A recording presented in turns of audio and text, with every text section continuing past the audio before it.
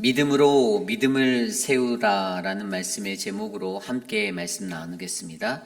믿음으로 믿음을 세우다.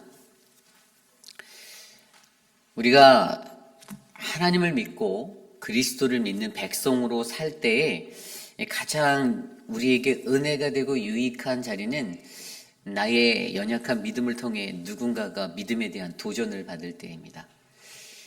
그리스도인으로 살면서 우리가 꿈꾸는 것은 나를 통해 한 영혼이라도 하나님의 복음 앞에 바르게 서고 그들도 구원을 받고 하나님의 백성으로 살아가는 인생을 꿈꿀 것입니다.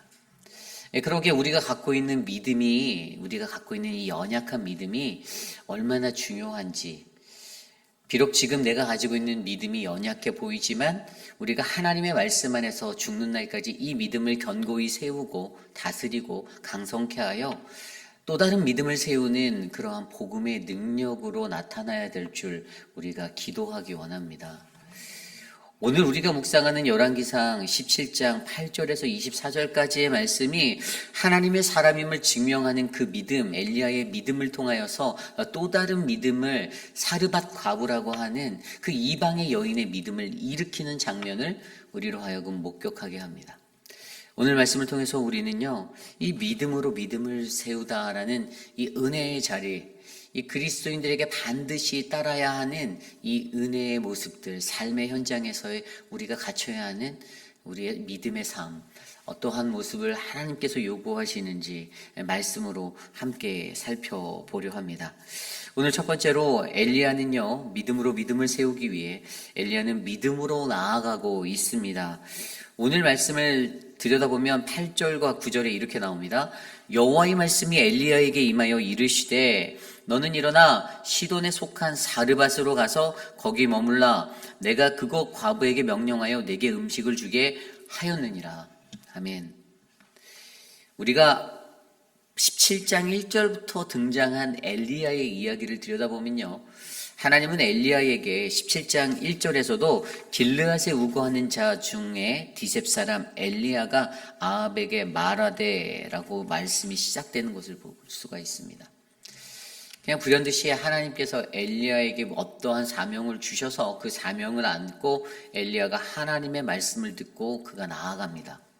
거기에는 엘리야가 어떻게 해야지 라는 계획과 생각은 전혀 없습니다. 그저 하나님이 그에게 말씀하시고 그에게 임하셔서 그가 선언합니다. 그래서 1절에도 이 길르앗에 우가는 엘리야는요, 아합 왕에게 나아가서 내 말이 없으면, 내게 말이 없다라는 것은요, 내 말이 없으면이라는 것은 내 입에 말이 없으면이라는 의미예요. 내 입에 하나님의 말씀이 없으면 아무것도 안 된다라는 것을 아합 왕에게 선포하죠. 그리고 나서 그 뒤에 뭐라고 말합니까? 그리 시냇가로 가라 라고 어제 말씀에 명하셨죠. 숨으라라고 말씀하셨어요. 하나님의 말씀이 그에게 임하여 라고 2절에 여호와의 말씀이 엘리야에게 임하여 이르시되 너는 여기를 떠나 동쪽으로 나아가고 아합 왕에 있는 사마리아 성으로 가고 그리 시내에 가서 숨어라라고 말합니다. 어쨌든 그의 모든 행동이요, 하나님의 말씀에 의해서 한 걸음 한 걸음 옮겨지는 것을 발견합니다. 그리고 오늘 8절에 와서 여호와의 말씀이 엘리야에게 동일하게 임하여서 그는 그 말씀을 듣고 다시 이 이방의 나라 시돈이라 불리는 이 사르밧으로 간다라는 것입니다. 여러분, 우리의 삶 속에 오늘 엘리야가 믿음으로 나아가는 이 말씀의 모습을 바라보며 어떤 생각이 드십니까? 내가 원하고 내가 바라고 내가 기대하는 삶의 것들을 놓는 것이 아니라 전적으로 하나님의 말씀에 따라 그의 인생의 방향들이 옮겨지는 것들을 우리는 볼 수가 있습니다. 이 믿음의 사람에게는요, 이러한 모습이 중요합니다. 내가 믿음의 삶을 살아낼 때에는요, 내 생각, 내가 막 이러한 계획을 갖고 있는데 내가 이렇게 살려고 하는데요 라는 것들은 그다지 중요한 것이 아닌 거예요. 하나님이 우리에게 말씀하셔서 하나님의 말씀이 임한 그 자리에서 어떻게 해요? 우리의 삶의 방향들이 결정되어지고 옮겨나가는 것, 이것이 진정한 믿음의 사람들이 갖춰야 하는 모습이라는 것입니다. 여러분, 이 말씀의 배경을 잘 생각해 보십시오. 열왕기상의 이 배경 가운데서 특별히 오늘 이 말씀, 모든 왕들이 범죄하여 여로보암의 길을 걸었던 북이스라엘, 그리고 일곱 번째 왕 아합 왕 앞에서 가장 악하고 최악의 고통을 주었던 참혹한 왕으로 알려진 그 비극적인 아주 무서운 공포스러운 왕 앞에서, 그런데 그 땅에 그러한 일들이 일어났던, 우상의 숭배가 불길같이 일어나고 그들의 나라가 어지럽혀졌을 때, 어제 말씀을 통해서 분명히 그곳에 말씀이 사라졌다라고 제가 말씀드렸습니다. 그런 일들이 일어나게 된 것은 하나님의 말씀이 없었기 때문이에요. 그런데 하나님이 유일하게 하나님의 말씀이 사라져간 그 기근의 시대에, 제가 어제 말씀드렸죠. 비가 오지 않는 그 가뭄, 그래서 가뭄이 생기는 이것이 사실은 영적으로 보았을 때 하나님의 말씀이 사라진 시대였더라고. 그래서 결국에는 엘리야라는 한 사람, 하나님의 말씀을 입에 물린 그 한 사람을 그래도 하나님은 두셔서 그 말씀을 선포하고 계셨습니다. 그리고 그 믿음의 사람이 자신이 갖고 있는 그 믿음을 나타내며 어떻게 해요? 오늘 이방의 땅 시돈으로 발걸음을 옮기고 있습니다. 결국에 말씀이 임하여 그 하나님의 말씀 앞에서 오직 순종으로 나아갔던 엘리야의 이 믿음의 모습이 오늘 이 시대에 저와 여러분들의 믿음을 증명하기 위한, 우리가 하나님의 사람으로서의 그 입증을 해내기 위한 그러한 가장 기초적인 모습이 되어야 할 줄 저는 믿습니다. 그래서 저와 여러분들 안에서요, 이 믿음으로 믿음을 세우라, 우리 안에 이러한 믿음의 모습들이 드러나길 원합니다. 하나님과 교통하십시오. 하나님이 내게 무엇을 말씀하실지, 이 예배 현장 안에서 또 여러분들 개인적으로 집에서 말씀을 묵상하시고 기도하는 그 삶의 자리에서 하나님이 오늘은 내게 무엇을 말씀하시는지 그분의 음성에 민감하게 듣고 반응하는 저와 여러분 되시기를 간절히 소망합니다. 이것이 오늘 말씀의 첫 번째, 믿음으로 믿음을 세우다, 바로 엘리야는 믿음으로 나아갔습니다입니다. 그렇다면 오늘 두 번째로요, 이 믿음으로 믿음을 세우는 것에 엘리야가 믿음으로 나아간 그에게 그가 믿음으로 나아갈 때 어떠한 모습으로 또 가르쳤는지, 두 번째, 바로 믿음으로 믿음을 세우다 두 번째는요, 바로 약속을 믿는 믿음을 가르치라입니다. 약속을 믿는 믿음을 가르치라. 오늘 말씀의 이야기 8절부터 후반부의 이야기까지 말씀을 살펴보면요, 오늘 말씀 속에는요 두 가지 이야기가 나와요. 엘리야가 사르밧 과부의 집에 거할 때에 그녀를 만나는 이야기와, 두 번째는 사르밧 과부의 아들이 죽게 되는 이야기인데요.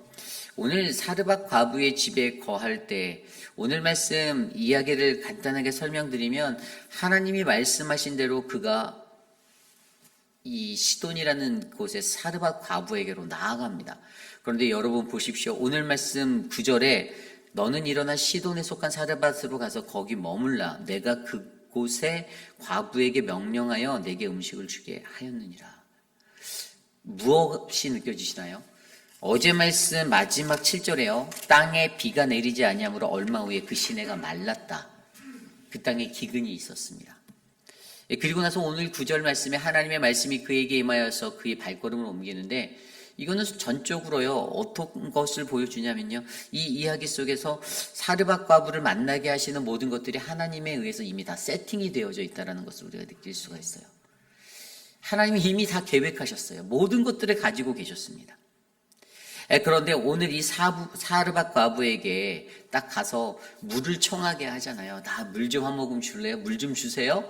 그런데 그 여자가 물 가지러 가는 사이에 또 저 잠깐만요, 저기 떡도 하나 더 가져오세요. 이거는 뭐 아주 기근이 아주 너무나도 난무하는 그 사람들에게 말이 안 되는 얘기예요.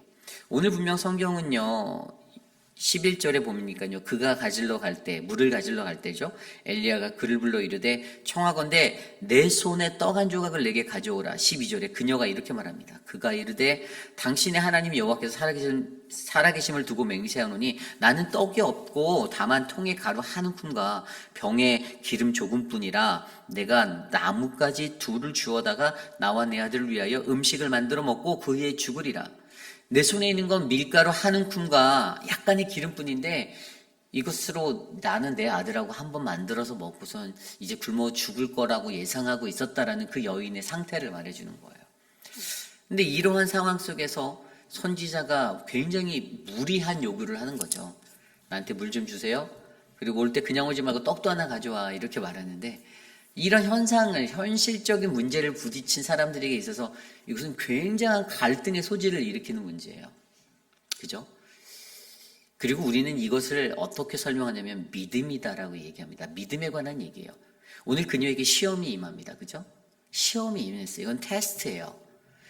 앞서 설명드린 대로 하나님께서 이미 다 짜고 쳐놓으셨어요. 하나님께서 모든 것들을 다 계획하셨어요. 기근이 주어졌던 것과 그리고 그의 발걸음을 이방의 시돈으로 옮긴 것과 그 여인을 만나게 할 것을 하나님이 이미 다 알고 계셨습니다. 그런 상황 속에서 오늘 그녀에게 이 시험이 주어지고 있는데 그녀에게 그 연약한 믿음을 보시고 엘리야의 입을 통해서 13절 말씀을 나누어요. 엘리야가 그에게 이르시되 두려워하지 말고 가서 내 말대로 하려니와 먼저 그것으로 나를 위하여 작은 떡 한 개를 만들어 내게로 가져오고 그 후에 너와 내 아들을 위하여 만들어라. 말이 안 되는 거예요. 한 움큼밖에 없고 기름 약간인데 한 번 만들면 끝일 텐데 나 먼저 주고 그 뒤에 만들어도 된다는 얘기를 하니까 이게 믿겨지지 않는 거예요. 14절에 또 이렇게 말합니다. 이스라엘의 하나님 여호와의 말씀이 나 여호와가 비를 지면에 내리는 날까지 그 통에 가루가 떨어지지 아니하고 그 병에 기름이 없어지지 아니하리라 하셨느니라. 아멘. 오늘 이 사르밧 과부의 귓가에 연약한 믿음을 가졌던 그 여인의 마음에 믿음이 없었던 그러한 여인의 마음에 이 약속이 선포됩니다. 그렇게 해봐. 그러면 비가 내리는 그때까지 너의 가루의 통이, 그 통의 가루가 떨어지지 않을 거고 기름의 병이 사라지지 않을 거야. 놀랍고도 신기한 마술과도 같은 약속의 말이 들렸는데 이 이야기가 이 여인의 마음 가운데 믿음으로 작용하기까지 얼마나 내적인 큰 갈등이 있었겠습니까? 아, 저 사람 정신 나갔네. 뭔 소리라는 거야. 한번 해볼까? 한번 믿어볼까? 여러 가지 생각이, 5만 가지 생각이 다 지나갔을 거예요. 그런데 그녀가 어떻게 합니까? 15절에 그가 가서 엘리야의 말대로 하였더라. 아멘. 그렇게 하였더니 그와 엘리야와 그의 식구가 여러 날 먹었으나 16절에 여호와께서 엘리야를 통하여 하신 말씀같이 통의 가루가 떨어지지 아니하고 병의 기름이 없어지지 아니하니라. 아멘. 오늘 이 약속을 믿는 믿음을 가르치기 위해서 엘리야가 쓰임받았습니다. 믿음 있는 사람이 자신이 믿음으로 나가서 자신이 갖고 있는 믿음으로 하나님의 약속을 선포하였어요. 그리고 그 약속을 들은 이방의 여인이 이 말을 듣고 그것에 순종하고 믿음을 드렸더니 이러한 기적이 일어난다는 사실입니다. 여러분, 하나님을 믿고 나아갈 때 믿는 이들에게 약속을 믿는 믿음이 굉장히 중요합니다. 그냥 막무가내로 우리 하나님은 그냥 믿어 말씀하시는 분이 아니세요. 하나님은 우리에게 약속을 주셨습니다. 어떠한 약속들을 주셨습니까? 우리가 하나님을 믿을 때 우리가 벤츠를 타고 우리가 렉서스를 타고 이런 삶을 열어놓으셨나요? 몇천 평짜리 집에 살고? 아닙니다. 우리가 하나님을 믿을 때 우리는 하나님 나라의 백성이 되고 그분과 함께 동행하는 그 은혜를 얻게 된다는 사실을 너무나도 잘 알고 있습니다. 그렇기 때문에 저와 여러분 우리가 믿음으로 이 길을 걸어갈 때 우리가 담대하게 믿음으로 전할 수 있고 하나님 나라를 외칠 수 있고 예수 그리스도를 구원자로 선포할 수 있는 이유는 눈에 보이지 아니하는 하나님 나라의 약속을 우리가 바라보기 때문임을 믿으셔야만 합니다. 그래서 그 믿음대로 될 줄 믿고 하나님 약속을 믿는 믿음에 관한 이 선포가 저와 여러분을 통해서 드러나 더 좋은 하나님 나라의 복음이 확장돼가는 그 자리에서 쓰임받는 우리 모두가 되시기를 간절히 소망합니다. 이것이 오늘 말씀의 두 번째, 바로 믿음을 세우다. 두 번째, 약속을 믿는 믿음을 가르치라입니다. 오늘 마지막으로 세 번째로 우리는요, 믿음을 세우다. 세 번째로 바로 하나님의 주관하심을 가르치라입니다. 하나님의 주관하심을 가르쳐라. 여러분, 제가 앞서 설명드린 대로 모든 이야기는 세팅이 되어 있었다라고 했어요. 엘리야가 가는 그 길에 이방 여인을 만나고 그 모든 자리가 이미 다 계획적으로 착착 하나님이 계획하신 대로 가고 있었습니다. 그런데 두 번째 17절 이후에 그렇게 믿음을 경험했던 그 여인이 갑자기 또 다른 더 큰 일을 맡게 돼요.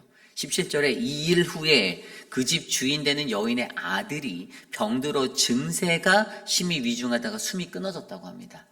아니 이건 또 무슨 일입니까? 웬 날벼락이에요. 좀 전에 그 기적을 경험해서 마음속에 이게 믿는 대로 되었네, 이 약속대로 되네라는 것을 경험한 여인에게 또 다른 시험이 또 밀려와요. 더 큰 시험이 밀려왔어요. 그의 아들이 아파서 죽게 되는 사건이 발생합니다. 그래서 여러분, 우리가 여기서 한 가지 먼저 생각해 보아야 할 것은요, 믿는 이들에게 시험은 늘 연속적으로 찾아온다는 것을 기억하셔야 해요. 하나를 경험하고 나면 끝, 이제는 평안히 죽을 때까지 가겠지? 그렇지 않다라는 얘기입니다.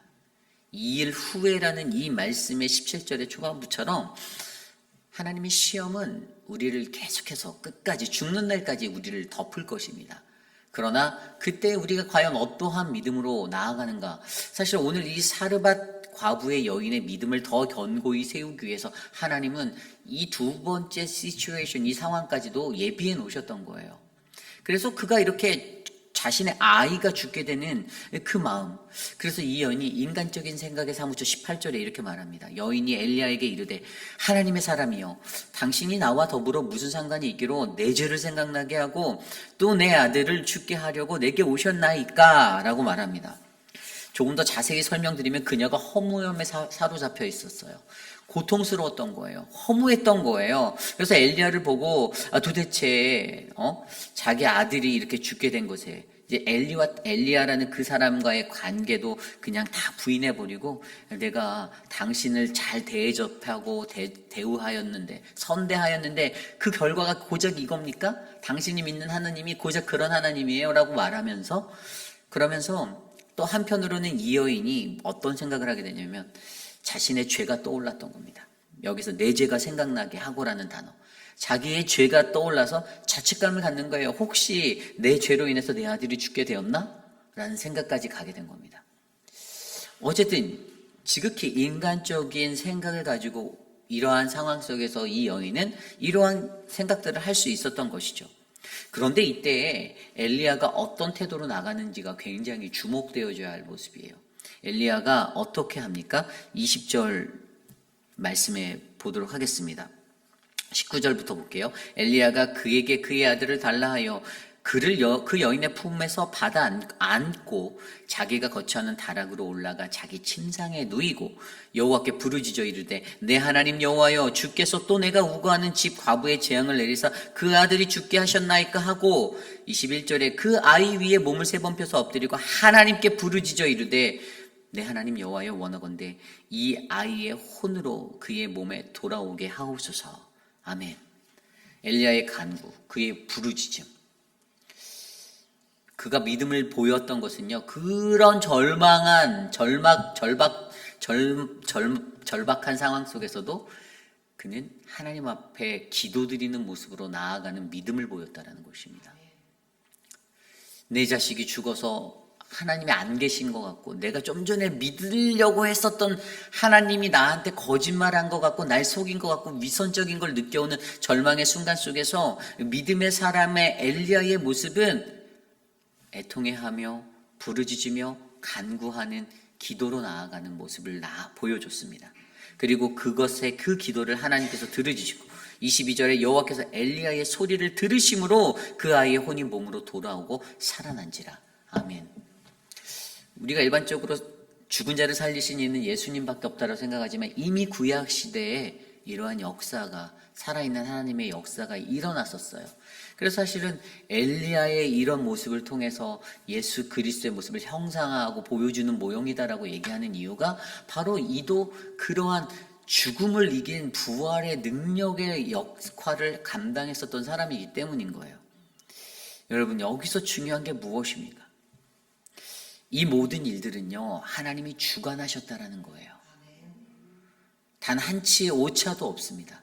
믿는 이는 믿음으로 나아갔고, 믿는 이는 믿음으로 기도했고, 그는 그에게 주어진 역할만을 했을 뿐입니다. 그런데 여러분, 그러한 것의 결과가 어떻게 됩니까?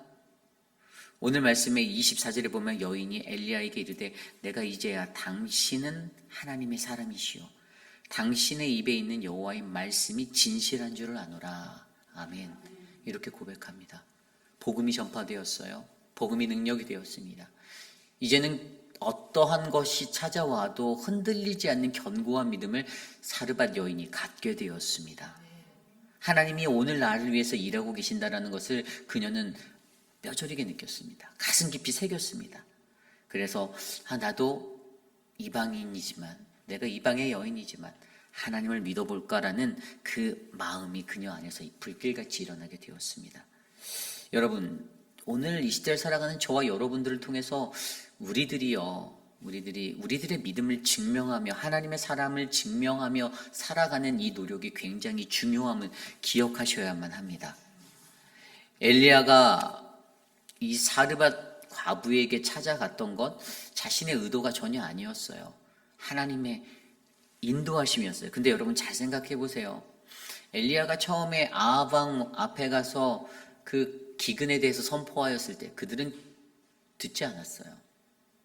근데 이거 전체적인 프레임에서 보면 이스라엘 하나님의 선민에게 있던 복음의 선포가 말씀이, 그 땅에 말씀이 없었는데 말씀이 사라진 그 시대에 엘리야라는 한 사람을 통해서 말씀을 주시고자 했는데 그 말씀이 워킹되지 않자 이 기근이 3년 동안 있었거든요. 그리고 3년의 끝에 종지부에 이제 갈멜살 상권이 이제 오늘 저녁 말씀에 나오죠. 근데 그때 거의 끝자락에 다가서 하나님이 이것을 어디로 옮기십니까? 이 잔을 이방으로 옮기셨어요. 이것도 의미가 있는 거예요. 복음의 확장성이 담겨 있는 거예요. 그러니까 복음이라는 것은 언제까지나 내게 다 열려서 나에게 무조건 주어질 수 있는 것이 아니라는 것이에요. 때가 있다라는 겁니다. 내가 거절하면요, 하나님이 그걸 기뻐하지 않으신다는 거예요. 어느 순간에는 그때에 그것을 잔으로 옮겨버리시는 하나님이시라는 것을 아셔야 되는 거예요. 언제까지 내가 하나님 앞에 하나님 난 괜찮아요, 그렇지 않다라는 것을 말씀해 주는 겁니다. 하나님이 그것을 이방으로, 이스라엘에서는 아무도 받아들이지 않고 아무도 고백하지 않고 여전히 우상에 빠져 허우적거리는 그 인생을 살고 있는 그 잔을 이방의 사르밧으로 옮겼을 때 거기에서 만난 한 여인이 복음을 접하고 복음의 고백을 하는 이 삶의 능력을 보여주잖아요. 이게 복음이라는 것이에요. 하나님의 말씀의 능력인 거예요. 말씀의 능력은 똑같은 말씀의 능력인데 왜 메마른 땅에서는 돌밭같이 뿌리 내리지 못하고 사그라서 죽어버리고, 왜 마음밭에 풍성함이 있는 자들의 텃밭에서는 그 풍성한 토양 가운데서는 이런 폭발적인 반응으로 열매 맺고 능력으로 되는지 우리가 고민해 보아야 한다는 것입니다. 여러분, 우리는 하나님의 말씀을 따라 살아가는 존재입니다. 그리고 우리는 그 하나님의 말씀대로 걸어가며 그 말씀 안에서 우리의 믿음을 증명하기 위해, 내 삶을 통해 내가 가진 믿음을 증명하기 위해 노력하셔야 합니다.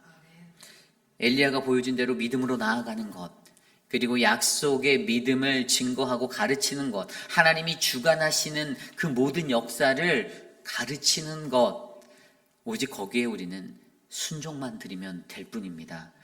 저는 오늘 이 시간 이곳에 있는 저와 여러분, 우리 모두가 바로 이스라엘에 없었던 그 복음의 순종함이 바로 시돈 땅 사르밧 과부에게서 인정되고 있는 이 이야기의 말씀을 통하여 더욱더 깊이 있게 하나님의 말씀, 그 귀한 말씀, 내가 어떻게 안고 내가 어떻게 어떠한 믿음으로 드리며 살아갈지를 고민하는 우리 모두가 되시기를 간절히 축원합니다. 오늘 주신 말씀을 놓고 함께 기도 드리기 원합니다.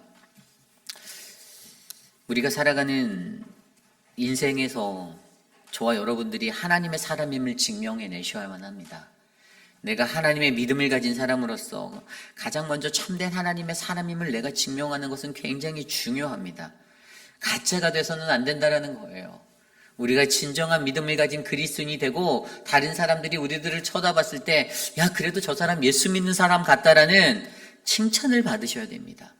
그것을 위해서 나는 어떠한 믿음의 삶을 세상 가운데 드러내고 살아가고 있습니까? 오늘 우리가 갖고 있는 믿음이 더 견고해지기 위해서 하나님, 믿음으로 믿음을 세우다라는 이 믿음 위에 내가 서기 위해 나를 만져 주옵소서. 함께 기도드립니다.